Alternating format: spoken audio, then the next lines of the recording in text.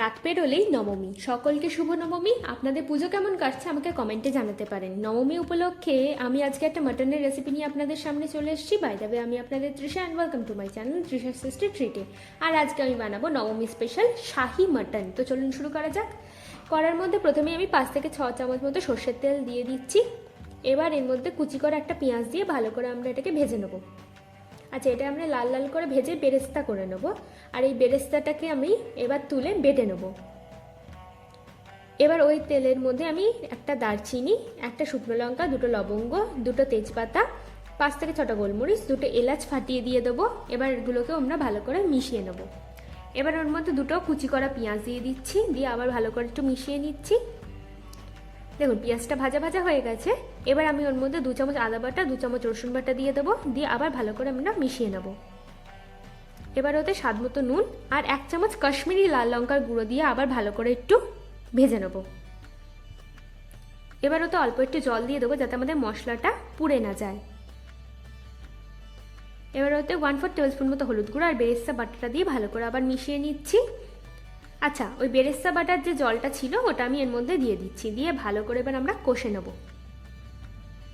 দেখুন আমাদের মশলা কষানো হয়ে গেছে। এবার ওর মধ্যে আমি 600 গ্রাম মতো মাটন দিয়ে দিচ্ছি। আচ্ছা, আমি এখানে অল্প করে চর্বিও নিয়েছি, কিন্তু চর্বিটা আমরা পরে দেবো। দেখুন মাটন দেওয়া হয়ে গেছে। মাটনটাকে কিন্তু আমাদের ভালো করে মশলার সাথে মাখিয়ে নিতে হবে। এবার ওর মধ্যে 1 চামচ মতো ধনে গুঁড়ো, 1 চামচ মতো জিরে গুঁড়ো দিয়ে আমরা মাটনটাকে অনেকক্ষণ ধরে ভালো করে কষিয়ে নেব।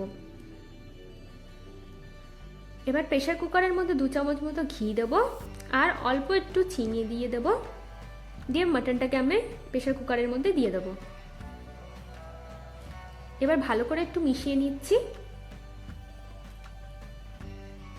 এবার ওতে মাটনের যে চর্বিটা ছিল ওটা দিয়ে দেবো আর 2টো আস্ত রসুন আমি এর মধ্যে দিয়ে দেবো। আচ্ছা, রসুনগুলো কিন্তু ভালো করে ধুয়ে নেবেন, তারপরে দিয়ে দেবেন। দেখুন আমাদের ভালো করে মেশানো হয়ে গেছে। এবার আমি কড়া ধোয়া জলটাকে ভালো করে গরম করে এর মধ্যে দিয়ে দিচ্ছি। এবার আমরা আবার মিশিয়ে ফোটা পর্যন্ত অপেক্ষা করব। দেখুন এটা ভালোভাবে ফুটে গেছে। এবার কুকারের ঢাকনাটাকে বন্ধ করে আমি 5 থেকে 6টা সিটি দিয়ে দেবো। আপনাদের বেশিও লাগতে পারে, কমও লাগতে পারে, আপনারা একটু চেক করে নেবেন। দেখুন আমাদের মাটন কিন্তু প্রায় রেডি। এবার এটাকে আমি কড়ার মধ্যে দিয়ে দিচ্ছি আবার।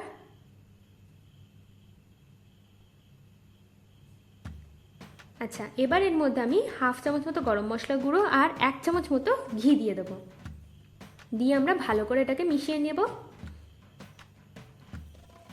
আমাদের শাহি মাটন একদম রেডি। আমার ভিডিওটি যদি আপনাদের ভালো লেগে থাকে তাহলে প্লিজ একটি লাইক করবেন, প্রচুর প্রচুর শেয়ার করবেন, আর এরকম আরও ভিডিও পেতে আমার চ্যানেলটিকে সাবস্ক্রাইব করবেন।